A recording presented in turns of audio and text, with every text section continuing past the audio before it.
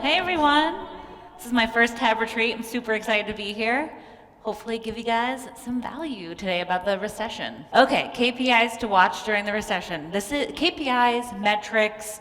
This is my love language, right? We have words of affirmation. Me, I love data. And that has helped us a tremendous amount, across multiple businesses, but for our real estate business, it helped us bring us from 50 deals a year, which was a huge struggle, with the same amount of money, the same amount of team scale. So if you can pay attention to these guys, we can get there. Hang on. Okay, here we go. All right, teeter-totter effect.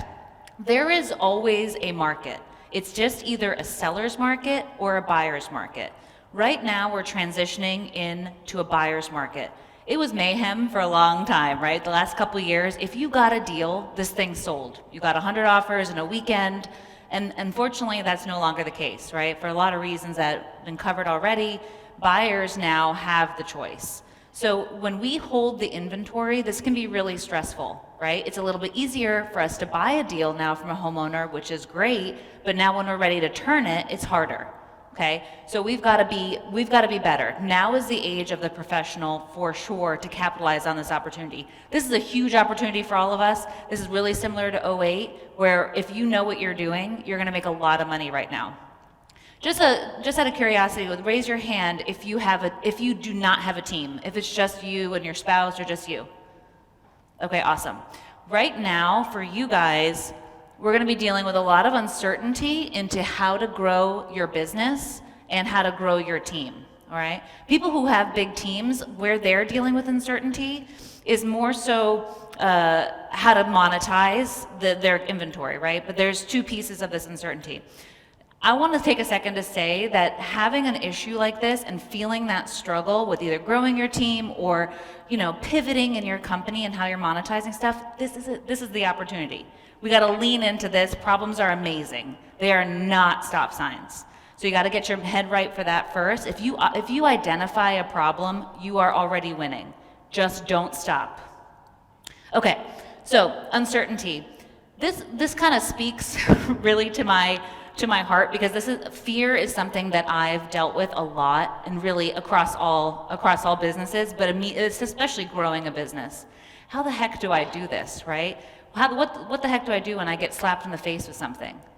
This is the kind of order of events that I go through whenever I'm freaking out or whenever something happens that I don't know what to do. First, I listen, then I measure, interpret those measurements, and then I take action. A lot of the times when we're really hyped up, we're just going to act, right? And then we're constantly in this phase of chaos, and it's very, very difficult to be successful if you get yourself in that cycle. So to take a second, listen, measure, interpret, and act. So what that means is we've got to be able to measure, right? We've got to have some kind of feedback coming back to us so we can start drawing some conclusions. So what you're going to do is you're going to set up a command center. All right, and this is really difficult when it's just you or just you and your spouse starting out. But if you can think about this from the get-go, it's going to make your life a lot easier. You are the CEO/COO, whatever your role is together. If you're doing it with a partner, I want you to start thinking about how you are receiving information. That's the goal, is to get yourself in a position where people are giving you information, not you going out and getting it yourself and going down a rabbit hole in MLS and trying to analyze all this stuff. You want to get into a position where people present this information to you, or you have systems that you have in place that are giving you this information so that you can interpret it. You as a CEO need to be interpreting and then acting, okay? So you need this coming in. So think about that when you start setting up your systems. How can I centralize them and get that data stream of information to me so I don't have to go dig for it? Because when you go digging, that's when you're going to get overwhelmed. Okay?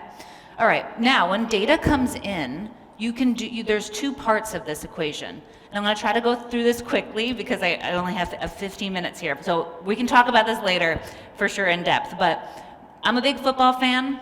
And sometimes we forget in the business game that we have the same kind of strategies like football. There's defensive strategies and offensive strategies. And I think a lot of the times we forget when we have the ball that we can do something with that ball. A lot of things that people talk about with metrics are all centered around defensive strategies, right? Like, how many leads do I have? How many leads did I come in? That becomes less important than what you do when that lead comes in the system. When you have that lead in your hand. We've talked a little bit about follow-up in other presentations, et cetera. This is critically important, and you need to be accountable to what you do with the ball, all right? And then we're gonna try to make things as simple as possible.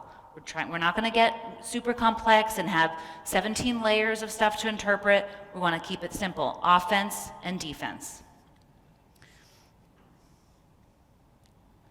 All right, just an example of, this is a little video, it's probably not gonna play, but this is kind of an example of this is a CRM, what left main looks like. This is like your command center. Okay, so let's talk about defensive KPIs really quick. These are the obvious ones, right? And this is where we kind of stop generally. So I wanna cover these quickly and then move on to the offense. But this is how many leads came in, how many of them were qualified, how many appointments did you go on, how many deals did you get, how many people on your buyer's list, right? What's your cost per lead? These are defensive, important, you've got to know this stuff, but the other half is the offensive KPIs. All right, this is where the magic happens, okay? When you get a lead, how long does it take for you to have a conversation with them? Does it sit in your system for a day before you call them back? Do you live answer? What percentage of the time do you live answer your phone? Or does it go to voicemail, you got to call them back? How many offers are you making? How long does it take you to make an offer? Are you getting stuck analyzing a deal and it takes 3 days to get an offer to somebody? How long does it take for you to get preliminary title completed? How many interested buyers do you have? How many buyers on your list are actually making offers? How many of those people are you actually talking to and building relationships with? All right? What is that timeline from when a lead hits your system to a contract is signed until you're at the closing table? What does that look like? These are all offensive categories, and this is stuff that you have control over. And this is really refreshing, right? Because you have that ball in your hand, you do have control, right? And you can do a lot with a little if you're paying attention to what you're doing. I'm gonna give you guys a link so you can get all this, so I can quickly go through it. But what we've done here is we've taken their entire business model and made it linear, okay? So that means it goes through these stages until that money is in your bank. Starts as a lead, a certain percentage of those are qualified, a certain percentage of those get appointments, and a certain percentage of those actually get signed contracts, okay? So these are some KPIs that are you can shoot for, all right? Leads to qualified leads, or what I call an opportunity. About 50% of your leads are going to be qualified. Now, that depends a little bit on your marketing channels. Your outbound marketing, like cold calling, cold texting, those are gonna be a little bit lower. You're gonna be probably in that 30% range. Things that are a little hotter are gonna be, TV, mail, where people are calling you, PPC, inbound kind of stuff. So you're gonna get a blend, right? And you're gonna shoot for about 50% of them being qualified. Now, after all that money it took to create a lead and then to get it qualified, right, we want to make sure that we're following some of those offensive KPIs. What's the time to our first action, to our conversation? How many times did we reach out and follow up? When was the last time we talked to it or tried to attempt to call this person? How many different ways did they hear about us? Do we have a layered omnipresence approach? Are we on TV? Did they get a piece of mail? Did we cold call them? How many different ways did we try to get this person so we're familiar in the market? Right? And after all that work, only 50% of them are going to be qualified, right? And they're going to get an appointment. 90% of those people should get an appointment. Because there's some of them that make it through and you can't schedule and you get some obstacles, all the tenants in there won't let you in, etc. All right? But some of the ways that you get the appointment is, your phone people are great at overcoming obstacles. You're trying to set same-day appointments. You don't have cancels or no-shows. Personal handoff to the salesperson that's going to be, showing up, etc. Okay? And then after all of that, only 20% of those are going to turn into deals, okay? This is really all about your sales process. So getting sales training and being good at sales is going to help you tremendously in converting deals and creating that rapport and that relationship. But then we're thinking what affects that contract getting signed is how long it took you to get to that appointment. How long did it take you to get that offer? Are you making that offer? I can't tell you how many times people go through all that hard work just to not make an offer. It breaks my heart. What percentage of your appointments are getting an offer? I've been pretty shocked. I've seen as low as 8%. And people who are doing pretty big volume. That means you just wasted all that money just because you didn't make an offer. Even if it's just a range, give people a chance to accept something. All right, and how was that handoff process like, and how are we transitioning that to a transaction coordinator? Then you get the deal, okay? This is kind of controversial. What percentage of those deals actually make it to closing? Only 80% approximately will get assigned, and then only 80% of those assignments get to closing. That means you're at least losing 20% of your contracts. A lot of people are somewhere between 20 and 50%. So after all that work, we want to make sure we have that ball, that we're actually going to be able to close on this, right? So what affects that? This is all those dispo processes and selling your deal and getting it signed and relationships with the title companies. This is the focus now. When we have a deal, it's harder to sell. So this is where you nail it, and this is where you make all your money, right? It's great that you get the deal signed, but we need to monetize it. So we can't forget about this part of the equation. And a lot of people cringe here because this is detail stuff, right? We've got to get all the boxes checked. We've got to communicate with the seller. We've got to get the title in. We've got to fix the title problems. We've got to do all this stuff. And most owners, CEOs, we're just like, whoop, maverick, butterfly, on to the next deal. I need to go to another appointment. And after all that work, we were losing deals here. So now, if you nail your dispo process, you're going to do very, very well in this market. And these are a couple of things. Again, I'll give you guys these slides so you can take a look at the KPIs. Okay, let's just talk really quickly about trends that we're seeing right now. In the lead management department, mailers, I'm seeing a significant increase. Mail right now is very exciting. There was a period of time, the last couple of years, mail was really hard. You had to spend a lot of money to get a response. We were seeing less than 1%, 0.01% response rates on mail. Everybody went internet. iBuyers came, completely saturated the iBuyer, online market. It's very expensive now to get online leads. Still can do it, absolutely, but they're more expensive. And we're seeing more mailer response rates. So pay attention to mail. Don't forget about niche lists and sending those out. Time to contact and the ability to get a hold of homeowners, much easier now. Used to be 20 phone calls in before they pick up if they filled out a form on your website. Now they're answering the phone, and the percentage of them that are qualified are up, right? Sales management, deals from follow-up are skyrocketing. All those people a few months ago, February, March, that were just shopping for buyers, and those sellers had all the cards in their hand. Now that tune is changing a little bit, so make sure that you're following up with people in your system, because there is gold in those hills, right? They did not sell, you have a chance. And dispo management, also huge right now. Get that contract to close timeline down.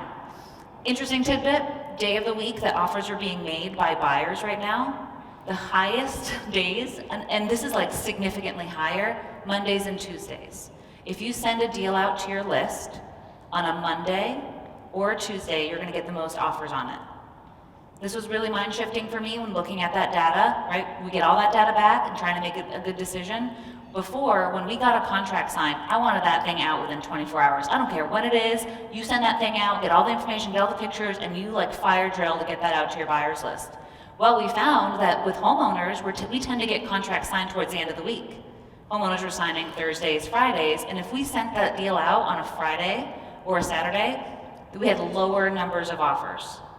So we stopped doing that completely and just started sending them out every Monday. Even if there was several to send out, we got more offers, and we're talking like 10 times more offers then, right? Because what happened was, if that deal was not sold over the weekend, people are like, why is this deal still here? I don't want this, right? There must be something wrong with it. It's been sitting too long, and we lost that, that excitement about the deal, that fear, scarcity. Mondays and Tuesdays were great. And we're also seeing these legacy buyers dying down. Legacy buyers are those hedge fund people or the people who are buying 20 deals a year. They've all tightened up and they're coasting right now. New buyers on your list. You need to be making new relationships with buy and hold investors, people looking for rentals. They're all now looking for that opportunity, right?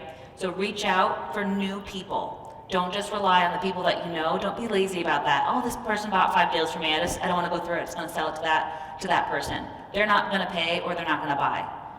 Get out there and hunt for new buyers.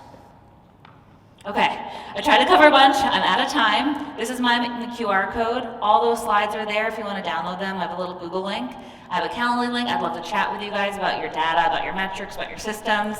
I think I also have a code there for a t-shirt. So get a free t-shirt if you do that. We have a bunch out there in the back. I'd love to give them to you here. If you want a different size, you can scan it and get a free code, a free t-shirt. But come see me. I'd love to talk to you about your CRM.